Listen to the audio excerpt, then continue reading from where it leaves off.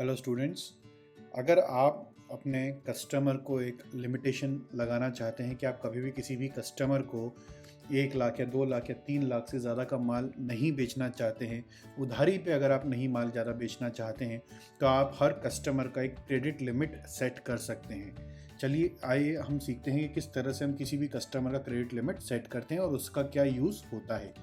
चलिए मैंने यहाँ पर एक क्रिएट में गया, लेजर में मैं यहाँ पर एक कस्टमर बना लेता हूँ।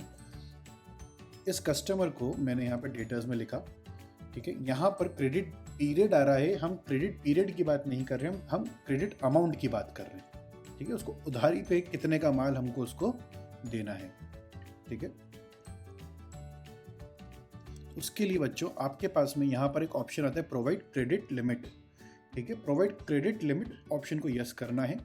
बहुत से बच्चे यहाँ पर कंफ्यूज हो जाते हैं। तो क्रेडिट पीरियड जो होता है कि कितने दिन की हमको उसको उधारी देनी है, नंबर ऑफ डेज जितने दिन की हमको उसको उधारी देनी है, और क्रेडिट लिमिट मतलब कितने अमाउंट की हमको उसको उधारी देना है। जैसे मैंने चलिए यहाँ पर 10,000 रुपये मैंने यहाँ पर लिख लेता हूँ। चलो मैं 10,000 रुपये लिख कर मैंने एंटर करके मैंने इसको सेव करा बच्चों। अब देखिए जैसे ही मैं इसका सेल्स का अगर मैं वाउचर बनाता हूँ, मैं अभी एक अकाउंटिंग का इनवॉइस बना देता हूं। मैं कस्टमर का मैंने बनाया। अगर मैं इसको कोई भी सर्विसेज सेल कर रहा हूं,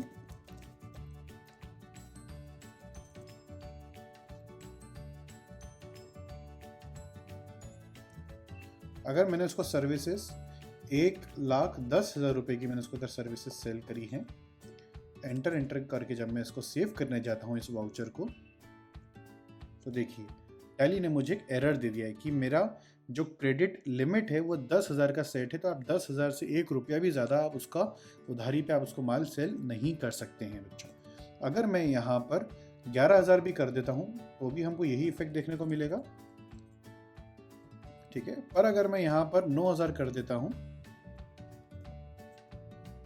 और एंटर करके मैं सेव करता हूँ, तो देखिए उसने ईजीली यहाँ पर बिल एक्सेप्ट कर लिया है। पर अगर मैं दूसरा बिल बनाता हूँ, समझ लीजिए मैं उसी कस्टमर का दूसरा बिल रेस कर रहा हूँ, ठीक है। 9,000 का मैं ऑलरेडी दे चुका था। अब अगर मैं यहाँ पे 1,500 रुपये का रेस कर रहा हूँ, एंटर करके जब मैं इसको सेव करता हूँ, तो देखिए इसने मुझे फिर से क्या दे दिया, एरर दे दिया है, क्योंकि इसको 10,000 रुपये से ज़्यादा का मेरे को क्रेडिट पे कोई भी बिल इशू नहीं करना है।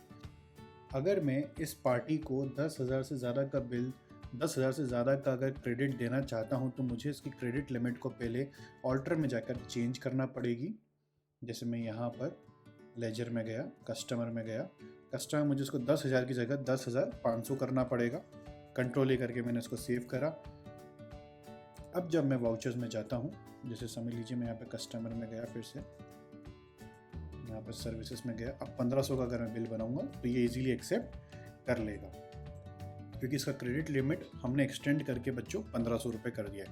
आई होप आज का टॉपिक आपको इजीली समझ में आया होगा। कुछ भी क्वेश्चंस हो तो कमेंट बॉक्स में आप लोग पूछ सकते हैं।